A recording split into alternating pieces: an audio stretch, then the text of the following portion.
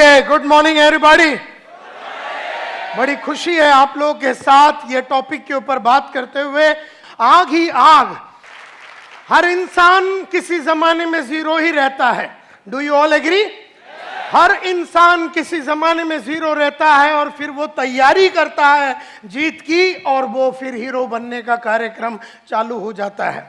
इसी तरह से अगर आप देखेंगे किसी जमाने का ये जीरो था, किसी जमाने में ये भी जीरो था, किसी जमाने में अगर आप देखेंगे ये भी जीरो था, किसी जमाने में ये भी बड़ा जीरो था, किसी जमाने में ये भी बड़ा जीरो था, किसी जमाने में ये लेडी भी बड़ी जीरो थी। और इस तरह से अगर आप देखेंगे तो हर इंसान जो आप यहां पर देखेंगे किसी जमाने में ये भी जीरो था, किसी जमाने में इतना बड़ा कंपनी चलाने वाला जयप्रकाश गौर जो जेपी ग्रुप ऑफ इंडस्ट्रीज को चलाने वाला, या गाड़ी जो सोप बनाते हैं ये वाला आदमी, ये लोग सब लोग एक जमाने में जीरो थे। भंवरलाल जैन 5,000 करोड़ का कंपनी चलाता है। शहनाज हुसैन जो ब्यूटी का क्वीन मानी जाती है। इस तरह से लक्ष्मी मित्तल जो दुनिया में सबसे बड़े पैसे वाले आदमियों में से गिना जाता है। और अगर आप देखेंगे ब्रिजमोहन मुंजल जो हीरो होंडा का मालिक है, ये भी कुछ नहीं था, एक जमाने में साइकिल का पार्ट्स बेचते थे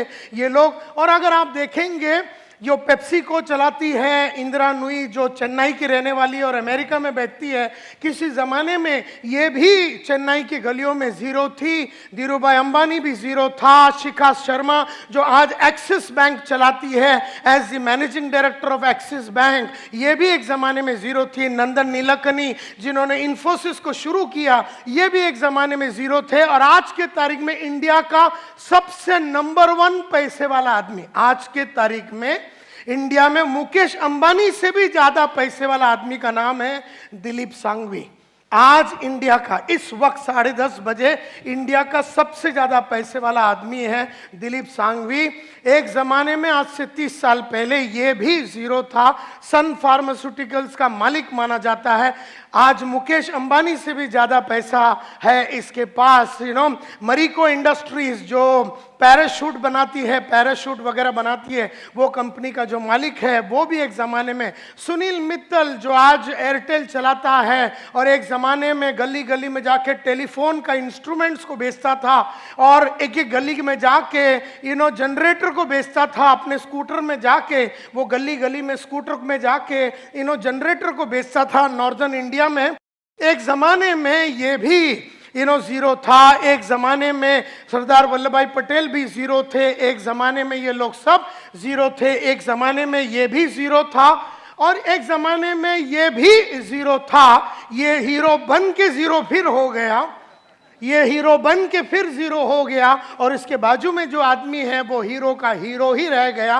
तो ये जरूरी नहीं है कि जो आदमी हीरो बनता वो जीरो वापस नहीं बन सकता, और ये जरूरी नहीं है कि जो जीरो है वो हीरो बन नहीं सकता, ये भी जरूरी नहीं है। और किसी जमाने में ये भी जीरो था।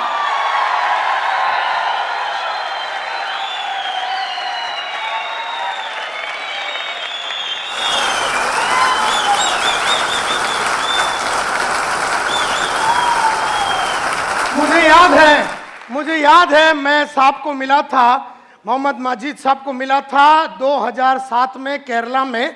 मुझे याद है मैं इनको मिला था, मेरे बाजू में बैठे थे, मैंने टॉक दिया था how to take business to the next level. 2007 की बात है, कोचिन में ताज रेसिडेंसी की बात है। उस जमाने में मैंने एक बहुत बड़ा शो किया था और उसके बाद इनको भी बुलाया गया था, तभी मैं इनसे मुलाकात की थी। 2007 की बात है, जनवरी 12 की बात है। तो ये इंसान को मैं तब से जानता हूं, तो आपको इस कंपनी में विश्वास न करने का कारण ही नहीं है। क्योंकि अगर मैं बोलता हूं कि ये विश्वास करने लायक आदमी है और ये कंपनी विश्वास करने लायक है, तो ये विश्वास करने लायक है। और संतोष नायर कभी भी सोच विचार किए बिना बात करता नहीं है, ये आप लोग सब लोग जानते हैं। तो ये विश्वास के ही हकदार है।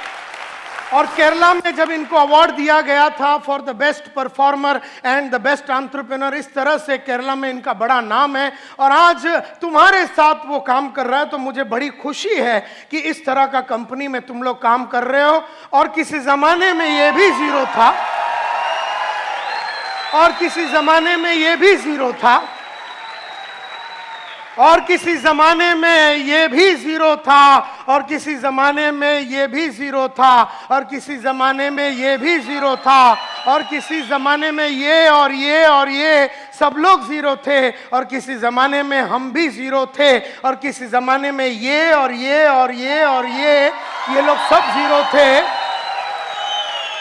लेकिन इन सब लोगों ने जीरो से हीरो बनने का कसम खाया, और उन्होंने की जीत की तैयारी, इन्होंने की जीत की तैयारी। और ये लोग सब लोग रफ डायमंड थे, कोयले के अंदर बैठा हुआ रफ डायमंड की कोई खास कीमत नहीं होती है। फिर वो रफ डायमंड को कोयले के खजान से निकाला जाता है, फिर वो डायमंड के ऊपर 4 चीजें की जाती है, डायमंड के ऊपर 4 चीजें की जाती है। सबसे पहला उसका कलर, डायमंड की 4 क्वालिटी होती है, खास करके डायमंड की सबसे पहली क्वालिटी कलर। जो उसका नेचुरल कलर है उस पर आप कुछ नहीं कर सकते, मतलब अंदर का जो आदमी का नेचुरल जो कैरेक्टरिस्टिक्स है, जो फितरत है ना, उसको बदला नहीं जा सकता, क्योंकि अगर वो बेईमान है तो वो बेईमान है। कहने का मतलब ये है कि जो फितरत है वो बदला नहीं जा सकता, अनलेस वो बहुत मेहनत करके अपने आप में काफी परिवर्तन अगर वो लाता है तो कहने का मतलब ये है कि डायमंड की नेचुरल क्वालिटी में कलर आता है, क्लैरिटी आता है, कैरेट आता है, लेकिन नेचुरल क्वालिटी में एक चीज बिल्कुल नहीं आता है, और वो है कट। तो इंसान लोग डायमंड को करते हैं, लेकिन हम लोगों को कोई कट नहीं कर सकता। जैसे डायमंड को उठा के उसको छीनी हथौड़ी मार के उसको रफ डायमंड से क्रूअल डायमंड से उसको पॉलिश करके उसको कट करके अलग अलग जगह पे उसको फटका मार के उसको कट करके उसके अंदर वो क्लैरिटी को लाया जाता है। इस तरह से आपको अगर जीत की तैयारी करनी है, अगर आपको जीरो से हीरो बनना है, तो आपको अपने आप को कट करना पड़ेगा, आपको अपने आप को अलग अलग तरीके से तकलीफों में डालना पड़ेगा। क्योंकि जब आदमी को कट किया जाता है तो वो बहुत तकलीफ से और बहुत अड़चनों से गुजरता है। तो जो इंसान अड़चनों में गुजरता है वो अपने आप को कट करता है, जो पढ़ता लिखता है वो अपने आप को कट करता है, जो ऑडियो वीडियो सुनता है, जो ट्रेनिंग प्रोग्राम में आता है, जिसका गोल बड़ा क्लियर है, वो सब लोग वो इंसान होते हैं, वो जबरदस्त तरीके से अपने आप को कट करते हैं। और जब वो कट करते हैं वो आग से गुजरते हैं। अगर आप सोने को अगर आग में डालेंगे तो तपता रहता है। इसी तरह से मैं हमेशा कहता हूं कि जो इंसान अपने आप को लगातार कट करता है वो आग से गुजरता है, और वो आग से गुजरना, आग ही आग, आग ही आग अगर मैं बोलूं, अपने आप को लगातार आग में रखना। मेरे को 50 बरस का उम्र हो गया, लेकिन 30 साल पहले जो मैंने अपने आप को आग में डाला, जिस तरीके से मैंने अपने आप को तपाने की कोशिश की, जिस तरीके से मैंने अपनी पर्सनैलिटी में आग लगा के, जिस तरह से मैंने अपने कपड़ों पे आग लगा के, जिस तरीके से मैंने अपने सोच में आग लगा के, जिस तरीके से मैंने अपने जीवन में आग लगा के अलग अलग जो पुराना था उसको जला दिया, पुराना तरीके को जला दिया, पुराना कोट को जला दिया, पुराना सोच को जला दिया, पुराना स्टाइल को जला दिया, पुराना काम करने के तरीके को जला दिया। इस तरह से जला जला के आग ही आग में रह के मैंने अपने आप को जीत के लिए तैयार किया। और इसीलिए हर इंसान, और जो इंसान इस तरह से आग में खेलता है, जो इंसान इस तरह से अपने आप को तैयार करता है, वही इंसान सक्सेसफुल होता है, वही इंसान सक्सेसफुल होता है। और मैं अगर अपनी कहानी शुरू करूं और ये बताऊं तो आज से कई साल पहले की बात है। 1983 में मैंने अपना करियर चालू किया as a door to door salesman.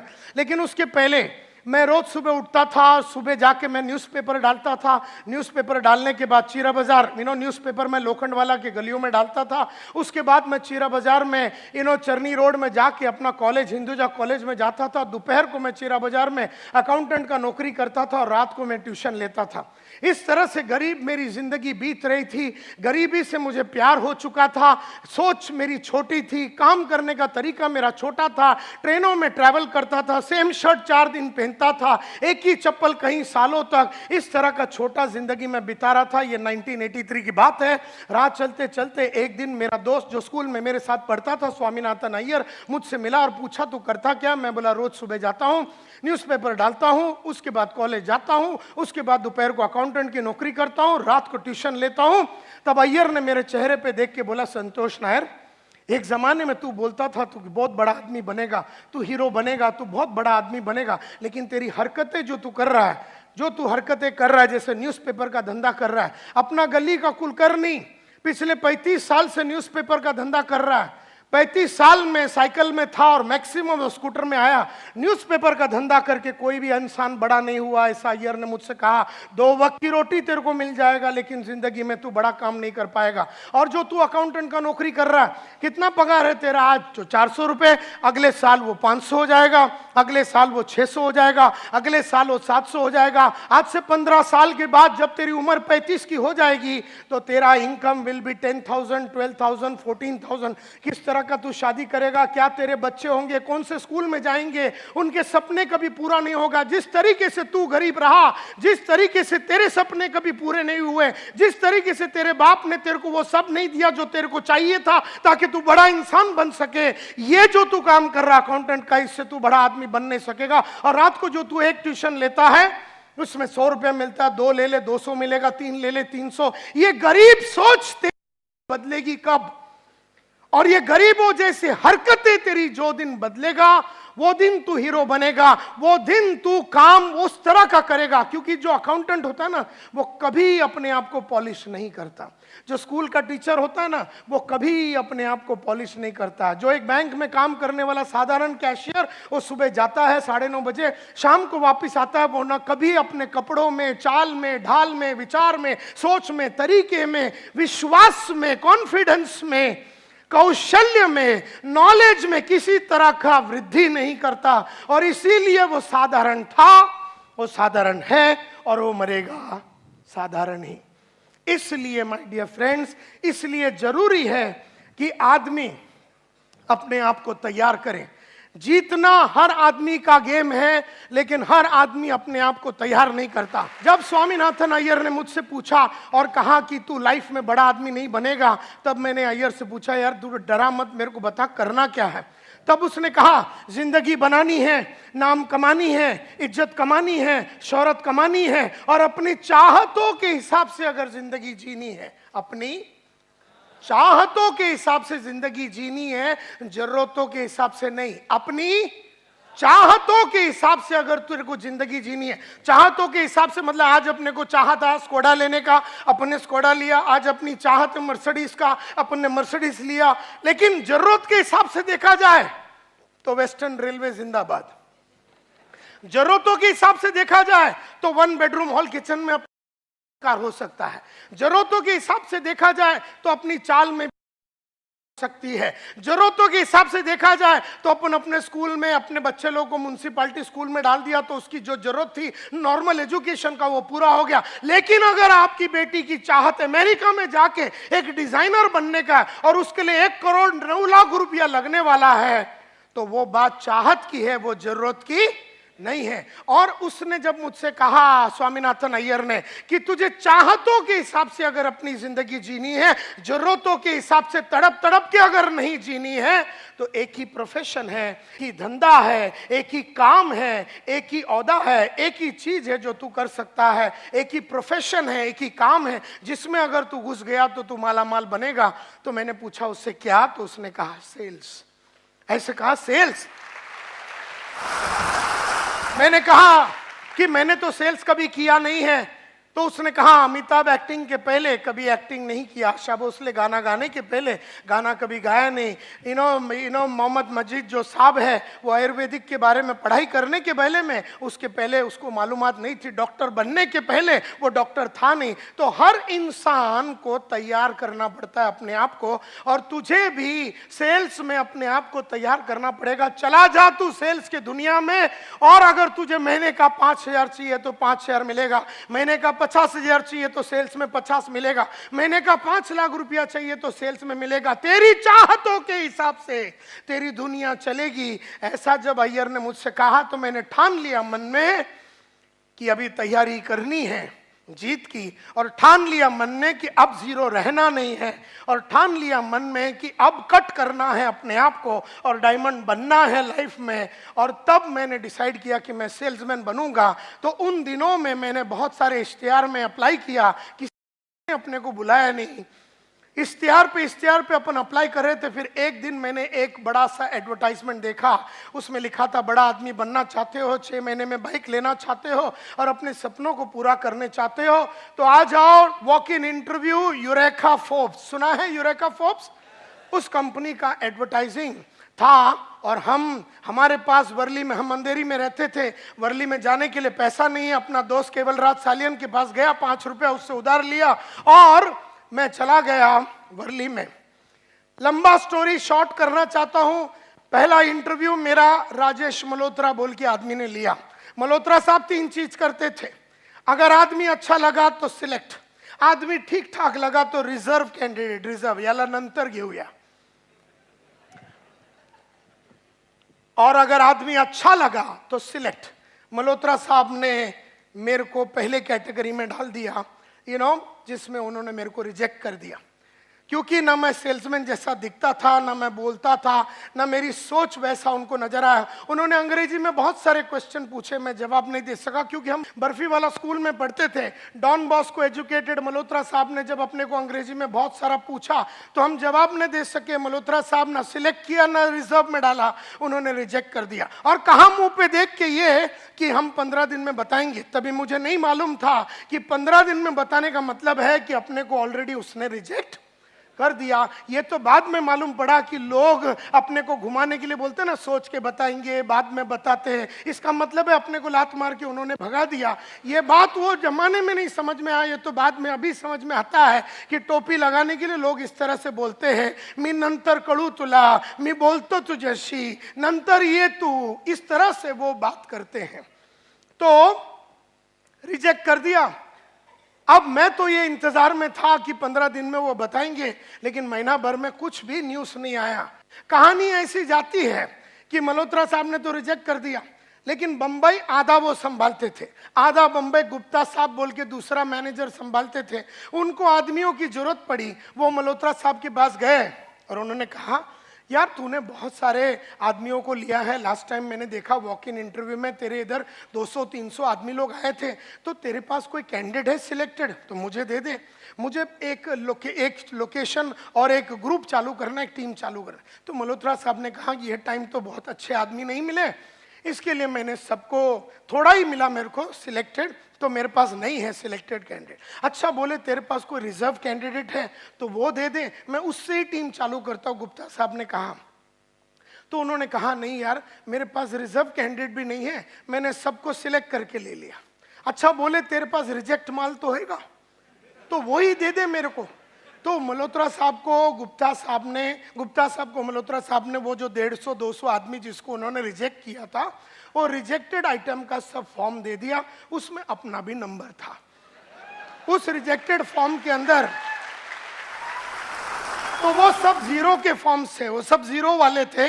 वो जीरो के फॉर्म से गुप्ता साहब ने मालूम नहीं कौन सा टेक्निक यूज करके उसमें से छाटम छाट करके अपने को एक टेलीग्राम भेजा। ये 1985 की बात है, उस जमाने में SMS वगैरह नहीं होता था, टेलीग्राम होता था। और जब एक दिन दोपहर को, गांधी जयंती के दिन दोपहर को 2 बजे टेलीग्राम आया, मेरे हाथ में आया। नसीब मेरा था कि मेरे हाथ में आया और मैंने वो खोल के देखा, report for final interview, report for final interview, ऐसा करके उसमें लिखा था 3 तारीख अक्टूबर को आ जाओ, सुबह 9:30 बजे फाइनल इंटरव्यू है। मैंने किसी को बताया नहीं, भाग भाग के गया अगले दिन वहां पर और उनके पास जाके इंटरव्यू दिया। उन्होंने कहा क्या करना चाहोगे? ऐसे सर आप बताइए, आप जैसा बोलेंगे वैसा करेंगे। आप बोलेंगे चर्च गेट में रोज सुबह चड्डी सर पे पहन के खड़े रहने से पैसा मिलता है, तो मैं एक रात पहले से ही खड़ा हो जाऊंगा। आप मेरे को बताओ करने का क्या है।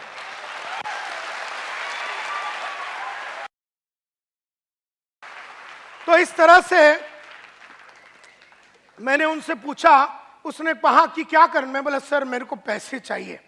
बोलता ये लाइन में बड़ा इज्जत है, नाम है, शौर्य। मैं बोला इज्जत बिज्जत नहीं चाहिए, अपने को रोकड़ा चाहिए, क्योंकि 18 महीने से भाड़ा नहीं भरा है महाराष्ट्र हाउसिंग बोर्ड को। माँ का इलाज के लिए पैसा नहीं है, बड़ी बहन का शादी नहीं हो रहा, पैसे नहीं है घर में, छोटी बहन का शादी नहीं हो रहा, पैसे नहीं है हाथ में, डॉक्टर को 6 महीने से पैसा नहीं दिया, किराने वाले को 6 महीने से पैसा नहीं दिया, न्यूज़पेपर वाले को 3 महीने से पैसा नहीं दिया, मेरे को आगे पढ़ने का था, पैसा नहीं था। ऐसे सिचुएशन में ये बोलता है इज्जत मिलेगा, नाम मिलेगा, वो किधर डालेगा अपन? तो हमने कहा मेरे को इज्जत बिज्जत नहीं चाहिए सर, अपने को बताओ रोकड़ा कैसा कमाने का है, टेल मी पैसा कैसा कमाने का। बोलता है I will teach you how to cell.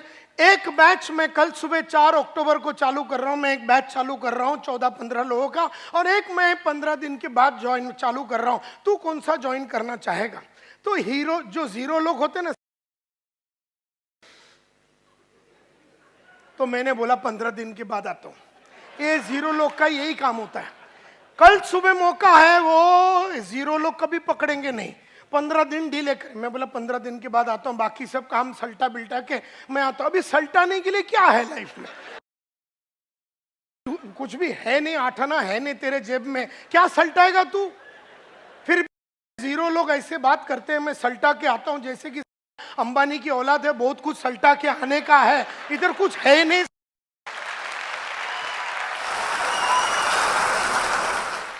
तो गुप्ता साहब ने कहा कि अगर तू कल सुबह ज्वाइन करता है तो तेरे को लाइफ में 15 दिन का एडवांटेज रहेगा, जिंदगी में तू हमेशा 15 दिन आगे रहेगा। 15 दिन में तेरे को मार्केट के बारे में खबर मिल जाएगा, 15 दिन में प्रोडक्ट के बारे में समझ आ जाएगा, 15 दिन में सेल्स के बारे में समझ आएगा, 15 दिन में तेरा नॉलेज बहुत बढ़ जाएगा। ये बात 0 को समझ में आया। इसका मतलब है कि अंदर हीरो बनने की चाहत थी अपने में, तभी वो समझ में आया। क्योंकि कई लोग जो 0 है ना, उनको कुछ भी अच्छा बोले दिमाग में बात जाता ही नहीं। मतलब क्या है, पैदाइशी 0 है, स्ट्रक्चरल डिफेक्ट है, और वो 0 ही रहेगा। देयरफॉर 0 वही आदमी रहता है जो वातावरण से आया हुआ इंफॉर्मेशन, वातावरण से गुप्ता साहब ने जब इंफॉर्मेशन दे रहा है कि भैया हीरो बनने के लिए ये कलाकारी मैं सिखाऊंगा, कल सुबह आता है क्या, तो पकड़ लिया मैंने वो अपॉर्चुनिटी और कहा कि यस सर कल से आता हूं। तो वहां से अपना जो हीरो बनने का कार्यक्रम शुरू हुआ। आज उस बात को 30 साल हो गए, मैंने मुड़ के पीछे कभी देखा नहीं है। यू नो, उस जमाने में यूरेका फोर्ब्स में आदमी 4 वैक्यूम क्लीनर बेचता था महीने का एवरेज। 3,500 सेल्समैन होते थे हमारे कंपनी में, और 3,500 सेल्समैन का एवरेज निकालेगा तो वैक्यूम क्लीनर जो साफ सफाई करने का जो मशीन है उसमें एवरेज 4 का बिकता था। हर आदमी 4 बेचता था, 2, 3, और अगर आपने 6, 7 बेच दिया तो आपका ब्रांच मैनेजर आपको बढ़िया होटल, उड़पी होटल है गुरुदेव बोल के सामने, उसमें वो लेके जाता था। और अगर आपने 10, 12 बेच दिया तो आपका रीजनल मैनेजर आपको उससे भी बढ़िया होटल में, एयर कंडीशन होटल में लेके जाके खाना भी ना खिलाएगा। और अगर आपने 12 या 14 बेचा तो आपका कंपनी का मैनेजिंग डायरेक्टर, हमारा कंपनी का मैनेजिंग डायरेक्टर अखिल मार्फतिया, अपना स्टैंडर्ड 2000 रोवर कार, जो उस जमाने में सबसे महंगा गाड़ी होता था, उसमें आता था और ज्वेल ऑफ इंडिया बोल के एक रेस्टोरेंट है वर्ली में, वहां लेके जाता था। तुमको बियर चाहिए, चिकन चाहिए, जो भी चाहिए खिलाएगा, और बदन का कोई भी पार्ट पे चुम्मा लगाने को रेडी था। अगर तुमने 14 बेचा और मार्फतिया साहब को बोला इधर चुम्मा लगाओ, तो वो तेरे कुंडी में चुम्मा लगाएगा। क्योंकि उसको सेल्समैनों से बहुत प्यार था। उसको लगता था कि जो 14-15 बेचता वो बापू है, बापू। और वो जमाने में अपना 5 दिन का ट्रेनिंग हुआ, 4 अक्टूबर को ज्वाइन किया, 11 अक्टूबर को ग्रैंड रोड बाजार में अपन उतरा। You know, my territory was red light area. मेरे को मेरे बॉस ने बोला उधर जा। मैं बोला सर उधर कैसा माल बेचेंगे, वैक्यूम क्लीनर? बोलता उधर बहुत पोटेंशियल है। तो मेरे को लगा कि गुप्ता साहब जाते होंगे तो उनको पोटेंशियल के बारे में ज्यादा मालूम है, तो मैंने मन में ठान लिया कि मैं उधर ही बेचेगा। लेडीज एंड जेंटलमैन, मुझे खुशी है कि 20 दिन में मार्केट में था वो एरिया के अंदर 26 वैक्यूम क्लीनर बेचा मैंने पहले महीने में। तो सबको लगा कि फ्लूक में हुआ, मेरे को भी लगा फ्लूक में हुआ। कभी कभी अपन डायमंड भी फ्लूक में बन जाते, अपने को पता ही नहीं चला बना कैसे, लेकिन बन गए, तो इसी तरह से 26 बिका ऐसे फ्लूक में। ऐसा मुझे भी लगा, दुनिया को लगा, लेकिन फ्लूक नहीं था, क्योंकि अगले महीने में मैंने 32 बेचा, उसके अगले महीने में मैंने 33 बेचा, उसके अगले महीने में मैंने 36 बेचा, उसके अगले महीने में 37 बेचा, उसके अगले महीने में 39 बेचा, उसके महीने में 41 बेचा, उसके अगले महीने में 43 बेचा। लेकिन मैंने जीवन में पिछले महीने से कम कभी नहीं बेचा, कभी नहीं बेचा। तो उन्होंने मेरे को इंडिया का नंबर 1 सेल्समैन बन गया, इंडिया का रातों रात नंबर 1 सेल्समैन मैं बन गया। तो उन्होंने मेरे को ग्रुप लीडर बना दिया, मेरे साथ 4 आदमी डाल दिया, इंडिया का नंबर 1 ग्रुप लीडर बना। तो उन्होंने 12 आदमी दे दिया एक ग्रुप लीडर के साथ, मैं इंडिया का नंबर 1 सेल सुपरवाइजर बना। तो उन्होंने फिर मेरे को ब्रांच मैनेजर बनाया, 29 आदमी दिए, मैं इंडिया का नंबर 1 ब्रांच मैनेजर बना। पहली बार इंडिया में 200 सेल एक ब्रांच ने हमने किया, पहली बार 300 सेल यूरेका फोर्ब्स में हमने किया, पहली बार 400 सेल एक ब्रांच ने हमने किया, पहली बार 500 सेल एक ब्रांच में हमने किया। हमारा काम ही था रिकॉर्डें बनाना और रिकॉर्डों को तोड़ना। इस तरह से हमने अपना जीवन को चालू किया और फिर हम डेप्यूटी डिविजनल सेल्स मैनेजर बने, डिविजनल सेल्स मैनेजर बने, एरिया सेल्स मैनेजर बने, रीजनल सेल्स मैनेजर बने।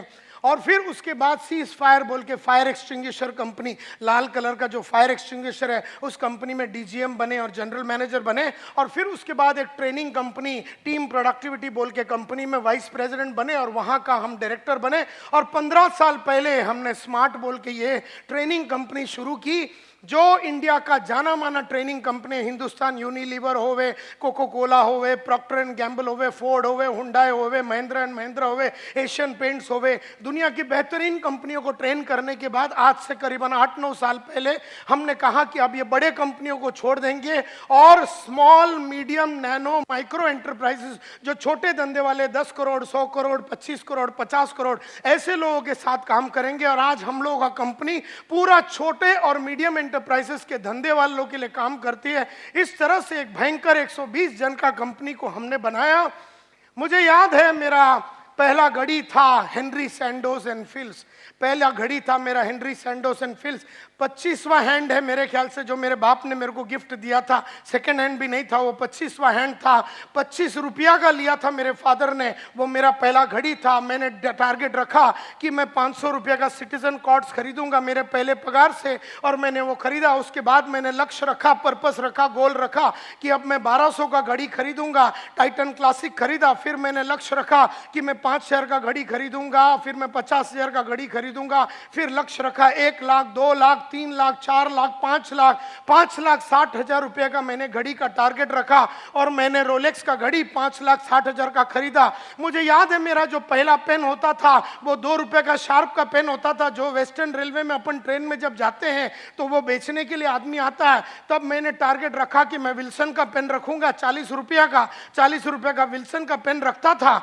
उसके बाद मैंने बोला कि अब मैं पेन रखूंगा 100 रुपये का, और फिर वो 100 रुपये का मैं फ्लेयर का पेन रखता था। उसके बाद 400 रुपये का शेफर का पेन रखता था, 1000 रुपये का सिल्वर क्रॉस पेन रखता था, 2000 का गोल्ड क्रॉस पेन रखता था, 25,000 का मॉन्ट ब्लैंक रखता था। आज 3 लाख रुपये का 3 लाख रुपये का अपन पेन अपने इधर जेब में लगा के घूमते हैं। मुझे याद है माय डियर फ्रेंड्स, मुझे याद है माय डियर फ्रेंड्स कि मेरा पहला महीने का सैलरी था 500 रुपया। फिर मैंने कहा, लक्ष्य रखा कि अब मैं 5,000 रुपया कमाऊंगा महीने का। भागा भागा भागा, अपने आप में परिवर्तन लाया, कपड़ों में परिवर्तन लाया, बोली में परिवर्तन लाया, चाल में परिवर्तन लाया, सोच में परिवर्तन लाया, सोच में कंप्लीट परिवर्तन लाया। और फिर हमने कहा 50,000 रुपये महीने का कमाएंगे, फिर हमने कहा 2 लाख महीने का कमाएंगे, फिर हमने कहा 5 लाख रुपये महीने का कमाएंगे। जब हम 5 लाख रुपये महीने का कमाते थे, हमने लक्ष्य रखा, पर्पस रखा, गोल रखा कि अब ये महीने का कार्यक्रम नहीं चलाएंगे, अब हमको दिन का चाहिए। तो दिन का हमने टारगेट रखा कि हम 3,000 रुपया कमाएंगे, फिर दिन का 10,000 रुपया कमाएंगे, दिन का 4 लाख कमाएंगे, दिन का 5 लाख कमाएंगे, दिन का 7 लाख रुपया। जब दिन का 7 लाख रुपया कमाते थे तो हमने कहा अब ये इस तरह का गरीब जिंदगी हम जी नहीं सकते दिन में, खाली 7 लाख रुपया कमा के कैसा आदमी जिएगा दिन में। तो हमने कहा अब ये दिन का कार्यक्रम नहीं, अभी अपने को घंटे का चाहिए। तो हमने घंटे का फिर रखा 10,000 रुपया, फिर घंटे का 20,000 रुपया, फिर घंटे का 3 लाख रुपया। इस तरह से हमने अपना जीवन को बिताया। जैसे जैसे पैसा ज्यादा कमाने का था हमने अपना नॉलेज को बढ़ाया, अपने नॉलेज को बढ़ाया, कई किताबें पढ़ी, ऑडियो देखे, वीडियो देखे, नॉलेज को कंप्लीटली बदला। और फिर उसके बाद एटीट्यूड्स में बदलाव लाया और बहुत सारे 5 लाख रुपया पर घंटे के लिए कमाने के लिए जो स्किल्स लगता है, कौशल्य लगता है, सेलिंग स्किल्स लगता है, नेगोशिएशन स्किल्स लगता है, प्रेजेंटेशन स्किल लगता है, लीडरशिप स्किल लगता है, चेंज मैनेजमेंट स्किल्स लगता है, इंटरव्यूइंग स्किल्स लगता है, बहुत कौशल्य लगता है कमाने के लिए। देयरफॉर बहुत सारे अलग अलग कौशल्य डेवलप किया। और फिर अगर आपको बहुत सारा कमाना है और आगे बढ़ना है तो आदतें बदलनी पड़ेंगी। तो आदतों में बहुत परिवर्तन लाया, बहुत ज़्यादा परिवर्तन लाया। सुबह उठने की आदत, टीवी ना देखने की आदत, और पढ़ाई करने की आदत, झूठ ना बोलने की आदत, आधा महीने में पूरा महीने का काम करने का आदत, टाइम वेस्ट ना करने की आदत, ऐसी बहुत सारी आदतें डाली। और therefore knowledge, attitude, skills, habits और स्ट्रेटजीज लगातार अपने क्लाइंट्स को बदलता रहा। एक जमाने में जो क्लाइंट मेरे को 20,000 रुपया देता था तो उसके सामने खड़े रह के डांस करता था। जब देखा कि ये 50,000 नहीं दे सकता और 50,000 के लिए दूसरे हायर लेवल के क्लाइंट चाहिए तो स्ट्रेटेजी ऐसा निकाला कि क्लाइंट्स को बदल दिए। लगातार हर 2 साल में अपने क्लाइंट्स को बदलता रहा, क्योंकि जो आज 20,000 देता है कल वो 2 लाख नहीं दे पाएगा। एंड देयरफॉर आज जो 20,000 रुपया देता है 2 साल के बाद उसको मैं छोड़ देता हूं और उसको पकड़ता हूं जो 50,000 रुपया आज दे सकता है। और जब अपने को 1 लाख रुपया चाहिए तो उसको छोड़ देता हूं, और जब अपने को 2 लाख चाहिए तो फिर इसको छोड़ देता हूं। जैसे जैसे अपने को अगले लेवल पे जाना है तो वो पुराना नॉलेज को छोड़ देना पड़ेगा, पुराने एटीट्यूड्स को छोड़ देना पड़ेगा, पुराने आदतों को छोड़ देना पड़ेगा, पुराने कौशल्यों को छोड़ देना पड़ेगा, पुराने स्ट्रेटजीज को छोड़ देना पड़ेगा। हम में से कईयों का प्रॉब्लम यह है कि हमारी नॉलेज, एटीट्यूड, स्किल्स, हैबिट्स और स्ट्रेटजी सेम रही है और हमारी चाहत उसके आगे निकल गई। तो चाहत मेरी 5 लाख की है लेकिन हरकतें मेरी 20,000 वाली है। चाहत मेरी 5 लाख की है, कपड़े मेरे 20,000 वाले हैं। चाहत मेरी 5 लाख की है, सोच मेरा 20,000 का है। चाहत मेरी 5 लाख की है, कौशल्य मेरी 20,000 की है। चाहत मेरी 5 लाख की है, आदतें मेरी 20,000 वाली है। तो आदतें 20,000, चाहत 5 लाख, कैसा मैच होएगा? And therefore my dear friends, it is a very conscious thing. आपको एकदम कॉन्शियसली जानबूझ के इसके ऊपर सोचना पड़ेगा। हर टाइम आपकी तैयारी जीत की अगली लेवल की होनी चाहिए। आज जो जीत है वो 1 लाख की जीत है, कल का जीत तो 5 लाख की जीत है, परसों का जीत तो 10 लाख का जीत है। और देयरफॉर तैयारी 24 आवर्स मरते दम तक आपको करते रहना है। अभी गरीबों का प्रॉब्लम क्या है मालूम है? ये तैयारी ही नहीं करते। इनको जो घर है ना वो घर से बहुत सुख है। ये जो चाल में रहते हैं उस चाल का सुगंध इनको बहुत अच्छा लगता है। ये जो रेलवे स्टेशन के बाजू में रहते हैं उनको उधर का सुगंध और आवाज, रेलवे का आवाज नहीं आवे, नींद नहीं आवे। तो इस तरह से गरीबों की प्रॉब्लम क्या है कि गरीब जैसा था। कल मेरे ऑफिस में मैं निकल रहा था, एक लड़का है मेरे कंपनी में, नाम नहीं लूंगा, उसका अंग्रेजी बराबर नहीं है। तो मैंने उसको कहा कि हर रात मैं अपने आप को इंप्रूव करने के लिए, अंग्रेजी को इंप्रूव करने के लिए ये किताब लिखता हूँ। मैं उसको किताब बताया, वो किताब कैसे लिखता हूँ, मैं रोज कैसे शब्दकोश को बढ़ाता हूँ, सब कुछ बताया। और मैंने उसको बोला ये किताब लेके तू आज जाना। 1 घंटे के बाद मैं ऑफिस में वापस आया तो बोल रहा मैं घर जा रहा हूँ। मैंने तूने वो किताब लिया? बोले नहीं सर, ईस्ट में है ना। अब हम वेस्ट में बात कर रहे थे, बोले ईस्ट में है, अंधेरी ईस्ट के ऑफिस में है। तो मैं ना नोटबुक में लिखता हूं। मैं बोला यही प्रॉब्लम है, तुम छोटी सोच वाली औलाद ऐसे ही मैंने उसको बोला, तेरे को मैं बोलता हूं कि ये बुक लिख, तेरे को बुक बताता हूं, तेरे को बताता हूं कि मैंने अपने अंग्रेजी को कैसे सुधारा, तेरे को मैं रास्ता बताता हूं, तेरे को मैं बुक खोल के पूरा डिटेल में तेरे को बताता हूं कि कैसा रोज रात को मैं लिखता हूं, एक एक करके मैं कैसे लिखता हूं कि आज मैंने क्या अचीवमेंट किया अंग्रेजी के लिए, इससे मेरे को क्या फायदा हुआ, कल मैं अंग्रेजी को कैसे सुधारूंगा और उसके लिए क्या कदम लूंगा। मैं तेरे सामने ऐसा 10 बुक दिखाया, ये बुक तेरे को बोलता अपना ईस्ट वाले ऑफिस में जाके ले, और मेरे को बोलता ईस्ट में।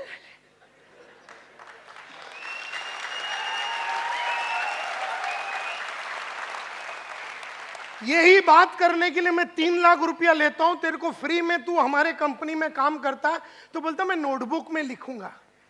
अबे मैं बोला नोटबुक में लिखना, और ये नोटबुक जिसमें नायर साहब की चित्र है, तो जब ये खोलेगा ना, इसका नाम है 21 day habit and confidence multiplier, यानी इंग्लिश की हैबिट, या फिर अभी इसको अगर हेल्थ के लिए यूज करना, अगर आपका वजन बहुत ज्यादा है, आपको वजन कम करना, 21 दिन में आपको 10 किलो कम करना, 21 दिन में 21 दिन में डायमंड बनना है ना, रोज रात को ये लिखने का, 21 दिन में आप बन सकते हैं।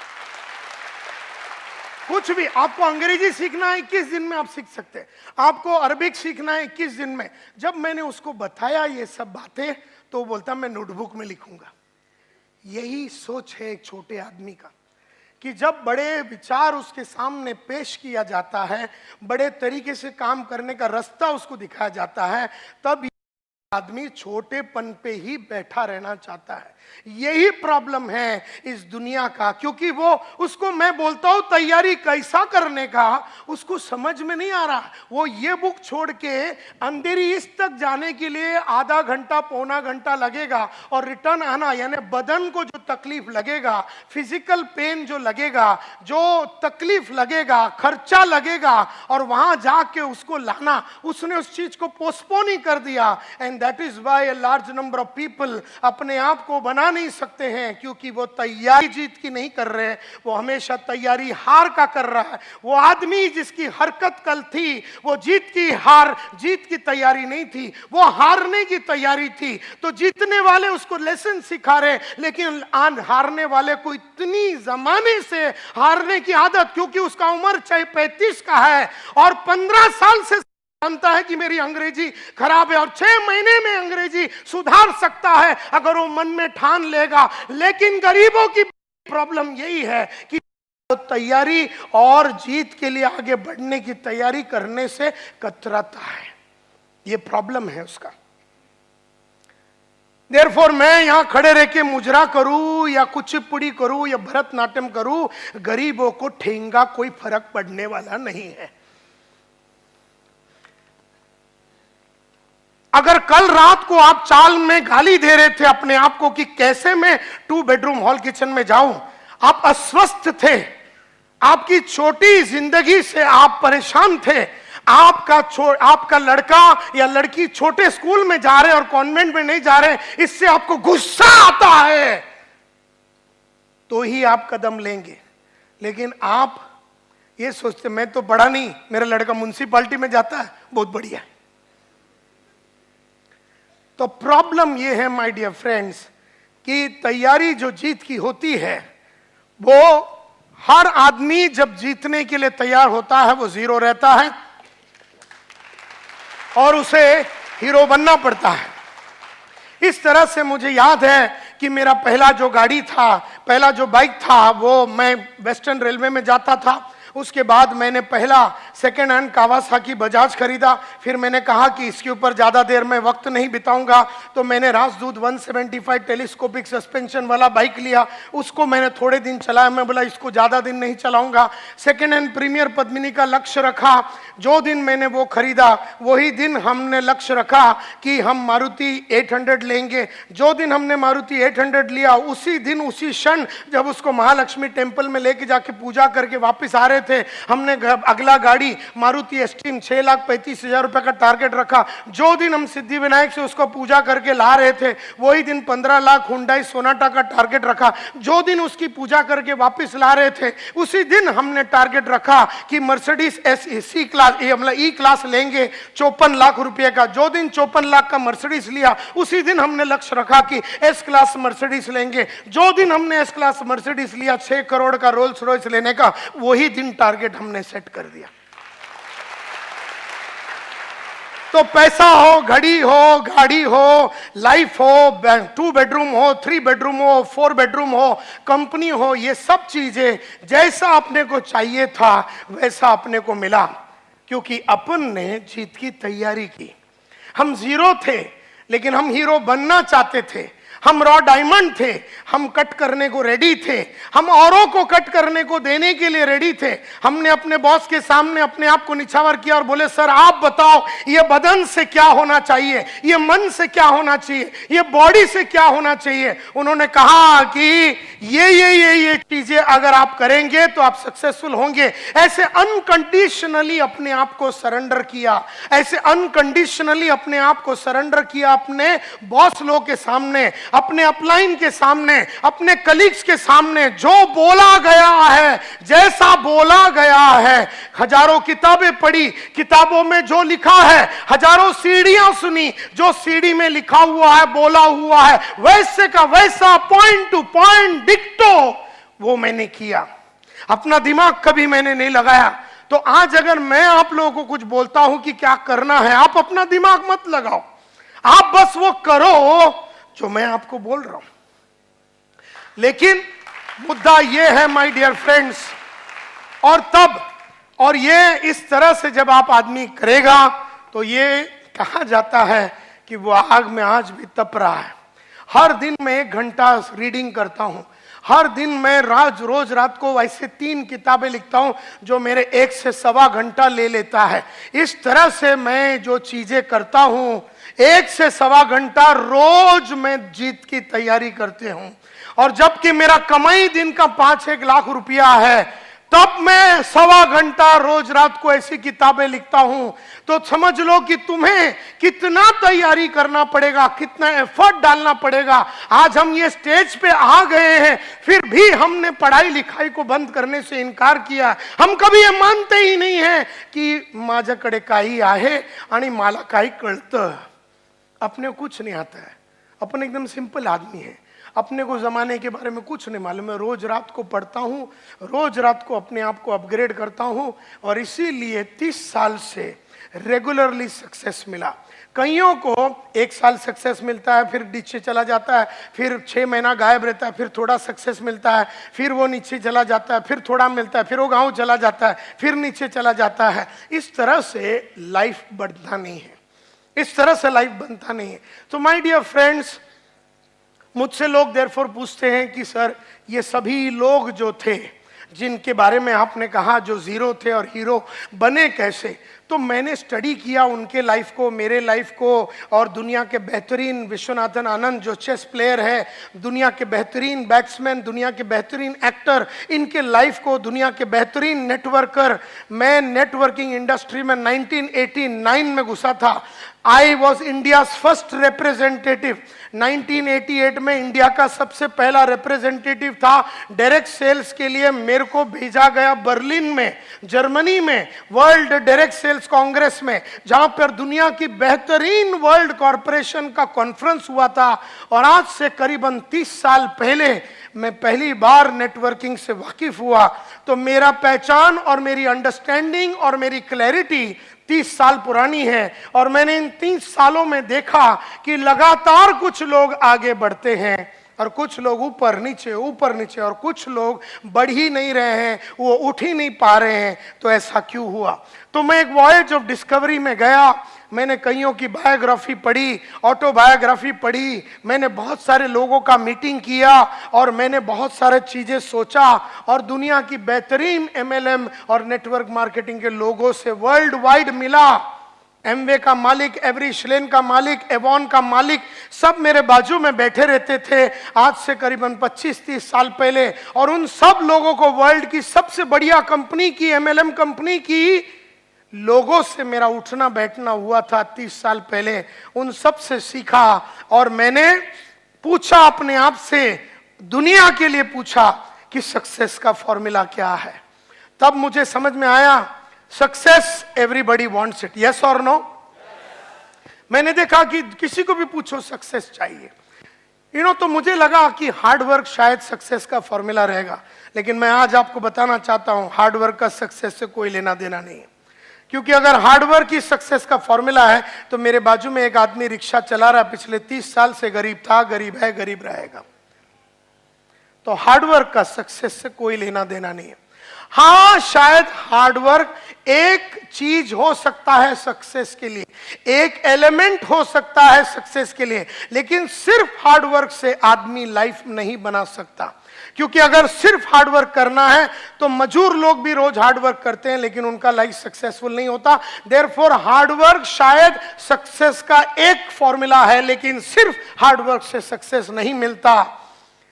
फिर हमने देखा कि सीक्रेट ऑफ सक्सेस अगर जानना है तो क्या देखना है, हमें क्या यह देखना है कि आदमी ने क्या किया।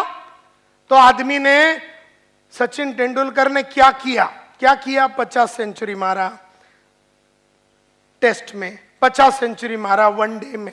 आदमी ने क्या किया सब देख रहे हैं। आदमी ने क्या किया, मोहम्मद माजिद साहब 40,000 करोड़ के मालिक है, आज इतना फैक्ट्री है, ये है, सेमी डायरेक्ट इतना वर्ल्ड वाइड कॉरपोरेशन है। आदमी ने क्या किया ये सब जानते हैं, लेकिन मुद्दा ये नहीं कि आदमी ने क्या किया, आदमी को वो किसने और क्या चीज ने करवाया ये जानना जरूरी है।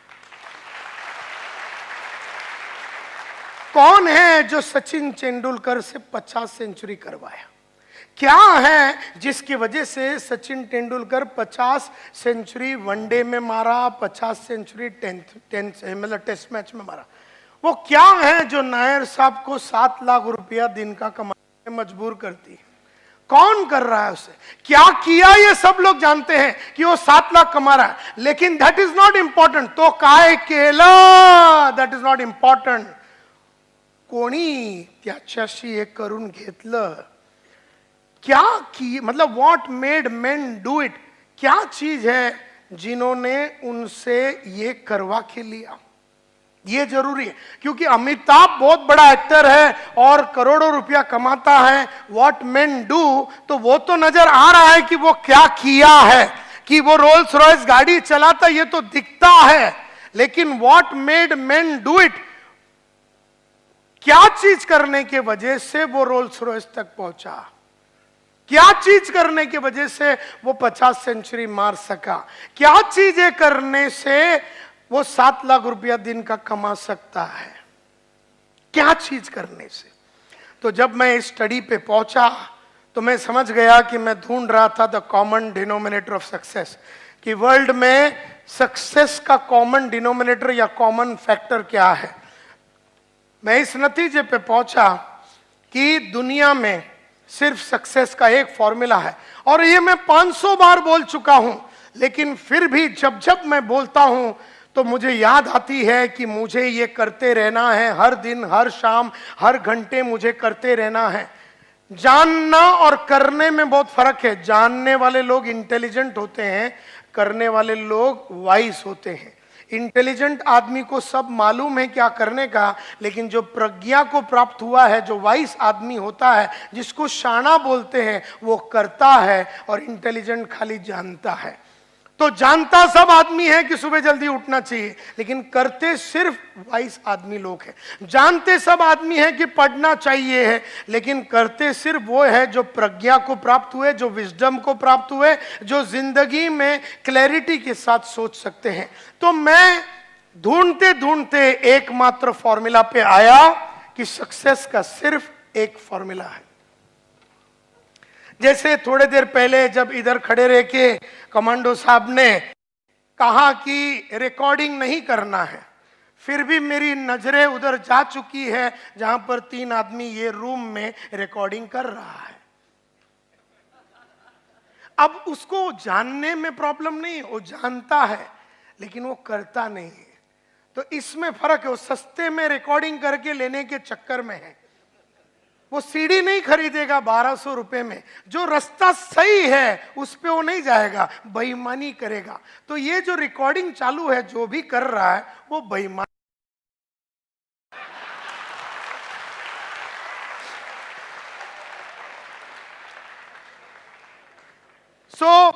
क्योंकि उसको बोलने के बावजूद समझ में नहीं आता। वो अनपढ़ गवार नहीं है, वो शाना समझता अपने आप को, लेकिन है वो गधा। समझने से शाना कोई नहीं होता, बनने से ही शाना होता है। तो सक्सेस का एकमात्र फॉर्मूला है, और वो है ये: The secret lies in the fact that successful people form the habit of doing things that failures don't like to do. बड़ा सिंपल है। सक्सेस का फॉर्मूला सिर्फ एक ही है, सक्सेस का फॉर्मूला सिर्फ एक ही है, और वो ये है the secret of success. Success का सीक्रेट कहां पर है? It is in the fact कि सक्सेसफुल लोगों ने वो करने की आदत डाली जो उन्हें अच्छा नहीं लगता। सक्सेसफुल लोगों में और अनसक्सेसफुल लोगों में फर्क सिर्फ इतना है कि सक्सेसफुल लोगों ने वो करने की आदत डाली जो अनसक्सेसफुल लोगों को करने को अच्छा नहीं लगता। सक्सेसफुल लोगों में और अनसक्सेसफुल लोगों में, कामयाब लोगों में और नाकामयाब लोगों में फर्क सिर्फ इतना है कि कामयाब आदमी ने वो करने की आदत डाली जो उसे अच्छा नहीं लगता, और नाकामयाब आदमी हमेशा वो करता है जो उसे अच्छा लगता है। मुझे भी सुबह उठने को अच्छा नहीं लगता, तुम्हें भी सुबह उठने को अच्छा नहीं लगता, लेकिन रोज सुबह 5:15 बजे उठ के मैंने उठने की आदत डाली। मुझे भी पढ़ने को रोज 1 घंटा सुबह पढ़ने को अच्छा नहीं लगता, तुम्हें भी रोज सुबह 1 घंटा पढ़ने को अच्छा नहीं लगता, लेकिन रोज सुबह मैंने 1 घंटा पढ़ पढ़ के मैंने पढ़ने की आदत डाली। मुझे रोज सुबह जू बीच में जाके 1 घंटा चलने को अच्छा नहीं लगता, लेकिन रोज सुबह मैं और मेरी बीवी जू बीच में जाके चल के चलने की और एक्सरसाइज करने की आदत। मुझे भी रोज सुबह आधा घंटा मेडिटेशन करने को अच्छा नहीं लगता, तुम्हें भी वो चीजें करने को अच्छा नहीं लगता, लेकिन मैंने रोज सुबह आधा घंटा मेडिटेशन कर करके मैंने करने की आदत डाली। मुझे भी टीवी देखने को अच्छा लगता है, तुम्हें भी टीवी देखने को अच्छा लगता है, लेकिन मैंने नहीं देख के ना देखने की आदत डाली, और तुम देख के देखने की आदत डाली। तुम जो भी कुछ हो तुम्हारी आदत के वजह से हो, मैं जो भी कुछ हूं मेरी आदत के वजह से हूं। सिंपल। मैंने वो किया जो अच्छा नहीं लगता, तुमने वो किया जो तुम्हें अच्छा लगता है। सिर्फ एक ही फॉर्मूला है सक्सेस का, और गरीब हो या अमीर हो सब पे लागू होता है एक कच फॉर्मूला: वो करो जो अच्छा नहीं लगता। मुझे भी बड़े बड़े लोगों को मिलने को अच्छा नहीं लगता, तुम्हें भी बड़े बड़े लोगों को मिलने को अच्छा नहीं लगता, लेकिन मैंने बड़े बड़े लोगों को मिल मिल के अपना बड़े लोगों को मिलने का कॉन्फिडेंस बढ़ाया। हम लोग छोटे लोगों को मिल के छोटे लोगों में खुश रहने की हमने आदत डाली। मुझे भी झूठ बोलने को अच्छा लगता है, तुम्हें भी झूठ बोलने को अच्छा लगता है, लेकिन मैंने नहीं बोल के न बोलने की आदत डाली। और कई डाउनलाइन ने अपने अपलाइन को टोपी लगा के टोपी लगाने की आदत डाली।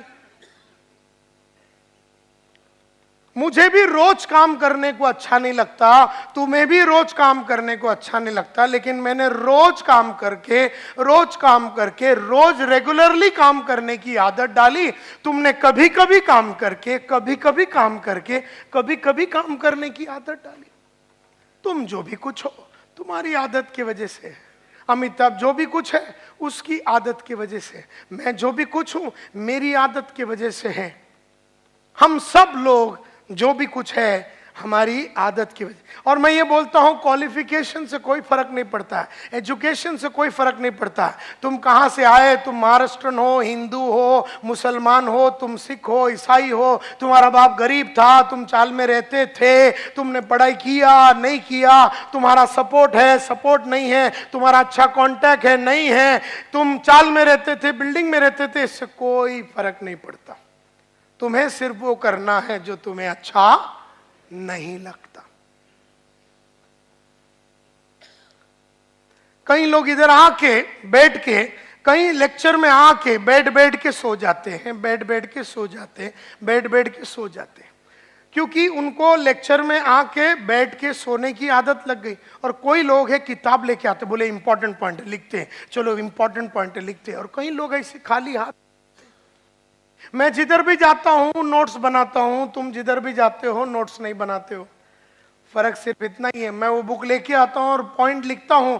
मैं प्रोग्राम खत्म होने के बाद रात को घर में जाता हूं और पूरे दिन में जो प्रोग्राम में जो ट्रेनर ने सिखाया, करीबन 1.5 से 3 घंटा बैठ के पूरा दिन में क्या सीखा वो पूरा लिख देता हूं। तो तुम्हारे जगह पे मैं आज अगर होगा तो रात को सोने के पहले 200 पेज की किताब में संतोष नायर ने आज सुबह 10 बजे से लेके 10:30 से लेके 1:30-2 बजे तक क्या बताया वो मैं पूरा लाइन से लिखूंगा। नायर साहब ने सक्सेस का फॉर्मूला बताया, नायर साहब ने बताया, नायर साहब ने ये बताया। ऐसे लिखते लिखते मैं 3-3:30 बजा डालूंगा।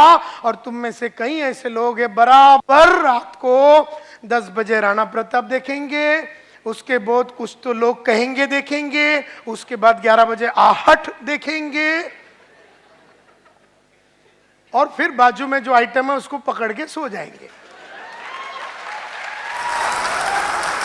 जब तुम सो रहे हो मैं लिख रहा हूं, जब तुम सो रहे हो और कार्यक्रम कर रहे हो मैं लिख रहा हूं। फर्क सिर्फ इतना है, मैं लिखने के बाद कार्यक्रम करता हूं, तुम कार्यक्रम करके सो जाते हो।